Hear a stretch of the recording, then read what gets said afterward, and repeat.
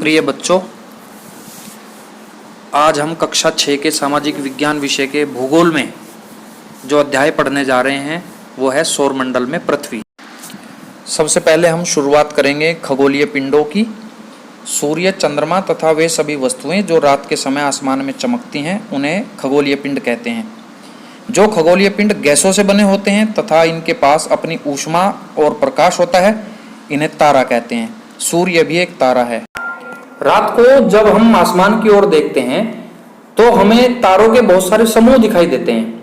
इन्हें नक्षत्र मंडल कहते हैं, जैसे अर्सा मेजर या बिग बियर, ये भी एक नक्षत्र मंडल है।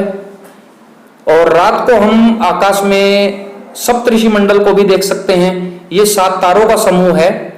और विष्णु पुराण के अनुसार इस मनवंतर के 7 ऋषियों के नाम इस प्रकार हैं: वशिष्ठ, कश्यप, अत्रि, जमदग्नि, गौतम, विश्वामित्र और भारद्वाज।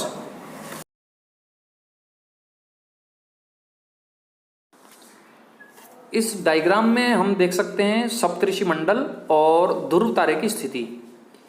तो सप्तऋषि मंडल के जो आगे वाले जो 4 तारे हैं, उनमें जो सबसे पहले वाले 2 तारे हैं, उनको सीध में रखते हुए अगर एक रेखा खींची जाए और उस रेखा को आगे बढ़ाया जाए तो बिल्कुल उसी रेखा की सीध में एक चमकीला तारा दिखाई देता है, जिसको हम ध्रुव तारे के नाम से जानते हैं। और स्पष्ट है कि ध्रुव तारा कभी भी अपनी स्थिति नहीं बदलता। और भूगोल का कार्य करने वाले लोग उत्तर दिशा की स्थिति को ध्रुव तारे के हिसाब से ही मान के चलते हैं। कुछ खगोलीय पिंडों में अपना प्रकाश एवं ऊष्मा नहीं होती, वे तारों के प्रकाश से प्रकाशित होते हैं। ऐसे पिंडों को ग्रह कहते हैं। हमारी पृथ्वी भी एक ग्रह है। सौरमंडल में कुल 8 ग्रह हैं। इस चित्र में आप सौर परिवार को देख रहे हैं, जिसमें केंद्र में सूर्य है और चारों तरफ ग्रह चक्कर लगा रहे हैं। सूर्य, 8 ग्रह, उपग्रह तथा कुछ अन्य खगोलीय पिंड जैसे क्षुद्र ग्रह एवं उल्का पिंड मिलकर सौरमंडल का निर्माण करते हैं। उसे हम सौर परिवार का नाम भी देते हैं। इस सौर परिवार का मुखिया सूर्य है। सौरमंडल के केंद्र में सूर्य स्थित है। यह बहुत बड़ा एवं अत्यधिक गर्म गैसों से बना हुआ है। इसका खिंचाव बल सौरमंडल को बांधे रखता है। सूर्य सौरमंडल के लिए प्रकाश एवं ऊष्मा का एकमात्र स्रोत है। सूर्य एक तारा है और पृथ्वी से लगभग 15 करोड़ किलोमीटर दूर स्थित है। ग्रह उस खगोलीय पिंड को कहते हैं जिसके पास अपनी ऊष्मा और प्रकाश नहीं होता। इन्हें चमकने के लिए किसी तारे से ऊष्मा और प्रकाश ग्रहण करना पड़ता है। हमारे सौरमंडल के 8 ग्रह बुध, शुक्र, पृथ्वी, मंगल, बृहस्पति, शनि, अरुण और वरुण, ये सभी सूर्य से प्रकाश ग्रहण करते हैं और सूर्य का एक निश्चित पथ पर चक्कर लगाते हैं। जिस रास्ते पर ये ग्रह सूर्य का चक्कर लगाते हैं उसे कक्षा कहते हैं। सूर्य के सबसे नजदीक बुध ग्रह तथा सबसे दूर वरुण ग्रह स्थित है। शुक्र को पृथ्वी का जुड़वां ग्रह भी माना जाता है, क्योंकि इसका आकार एवं आकृति लगभग पृथ्वी के समान है। पिछले कुछ समय तक यम भी एक ग्रह माना जाता था, परंतु अंतर्राष्ट्रीय खगोलीय संगठन ने सिरस तथा प्लूटो को बोना ग्रह कहा है और उसको नवग्रहों की श्रेणी से बाहर रखा है। हम जिस ग्रह पर निवास करते हैं उसका नाम पृथ्वी है। पृथ्वी एक बहुत ही अद्भुत ग्रह का नाम है, क्योंकि इस पर जीवन संभव है। यहाँ पर वायु और पानी दोनों पाए जाते हैं। पृथ्वी न तो अधिक गर्म है न अधिक ठंडी, इसलिए ये हमारे जीवन के लिए बहुत आवश्यक है। पृथ्वी अंतरिक्ष से देखने पर नीले रंग की दिखाई पड़ती है, क्योंकि इसकी 2/3 सतह पर पानी है, इसलिए इसको नीला ग्रह के नाम से भी जाना जाता है।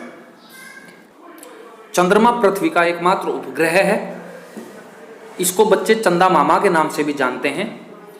यह 27 दिन में पृथ्वी का एक चक्कर पूरा करता है तथा इतने ही दिन में यह अपने अक्ष पर भी एक चक्कर पूरा करता है। इसलिए हमें चंद्रमा का केवल एक ही भाग हमेशा दिखाई पड़ता है। चंद्रमा पर जीवन के लक्षण नहीं हैं, क्योंकि न तो वहाँ पर पानी है और न ही वहाँ पर हवा है। वैज्ञानिक इसकी तलाश कर रहे हैं कि वहाँ पर पानी और वायु अगर मिल जाए तो शायद वहाँ पर जीवन संभव हो सकता है। तारों, ग्रहों एवं उपग्रहों के अतिरिक्त बहुत सारे छोटे छोटे पिंड भी सूर्य के चारों ओर चक्कर लगाते हैं। इन पिंडों को क्षुद्र ग्रह के नाम से जाना जाता है। ये मंगल एवं बृहस्पति की कक्षाओं के बीच में पाए जाते हैं। वैज्ञानिकों के अनुसार क्षुद्र ग्रह ग्रहों के ही भाग होते हैं जो कि बहुत वर्ष पहले विस्फोट के बाद ग्रहों से टूटकर अलग हो गए थे और वर्तमान में कभी कभी ये पृथ्वी की तरफ उसकी गुरुत्वाकर्षण शक्ति से प्रभावित होकर पृथ्वी की तरफ भी परिक्रमा करते हुए आ जाते हैं। सूर्य के चारों ओर चक्कर लगाने वाले पत्थर के छोटे छोटे टुकड़ों को उल्कापिंड कहते हैं। कभी कभी ये उल्कापिंड पृथ्वी की सतह पर भी गिर जाते हैं, जिनकी वजह से पृथ्वी के कई स्थानों पर बड़े बड़े गड्ढे पाए गए हैं। ऐसा माना जाता है कि इन उल्कापिंडों के पृथ्वी पर गिरने की वजह से डायनासोरों का अंत हुआ था। लाखों तारों के समूह को आकाशगंगा कहते हैं। हमारा सौर परिवार जिस आकाशगंगा में स्थित है उसका नाम मिल्की वे अथवा दुग्ध मेखला है। हमारा सौरमंडल इस आकाशगंगा का ही एक भाग है।